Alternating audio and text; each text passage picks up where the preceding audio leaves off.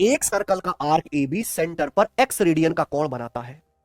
यदि ए O B का area A B की लंबाई के स्क्वायर के आधे के बराबर है तो एक्स किसके बराबर है? गजब का सवाल। ऐसे फेंक फेंक के सवाल बनाता है मेरे प्यार में एग्जामिनर आपके सामने।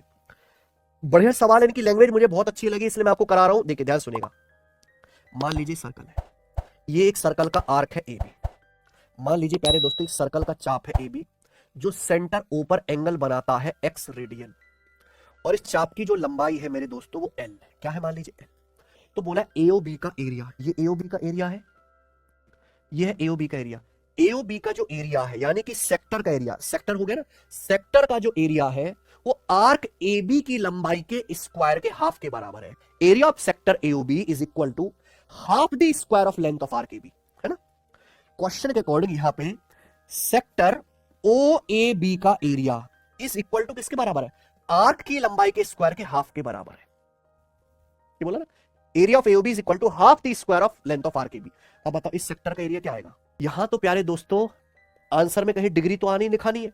एंगल पूछा ना एक्स रेडियन, आपको रेडियन में बताना है। बताओ कैसे करेंगे? इससे बेहतरीन सवाल मैंने अपनी पूरी जिंदगी में नहीं देखा सेक्टर का।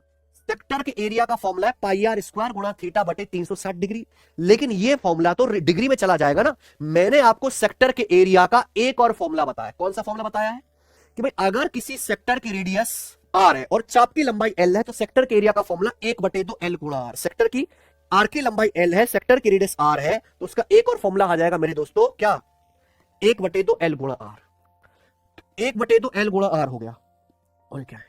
ये एल स्क्वायर बटे 2 है। आप बोलोगे हाँ जी सर, और आप देख सकते हैं कि यहां एल से एक एल कट गया, कट गया, 2 से 2 भी कट गया, आर उधर चला जाएगा, तो एल बटे आर बराबर आ गया मेरे दोस्तों 1। आर उधर चला जाएगा। आप बोलोगे सर एल बटे आर का क्या करें? आप पूछा तो एक्स का मान है। आप बताओ अगर कोई सेक्टर जिसकी रेडियस आर है, सेंटर पे एक्स रेडियन कोण बनाना, तो आर की लंबाई क्या होगी? चाप की लंबाई होगा रेडियस गुणा एंगल इन रेडियन।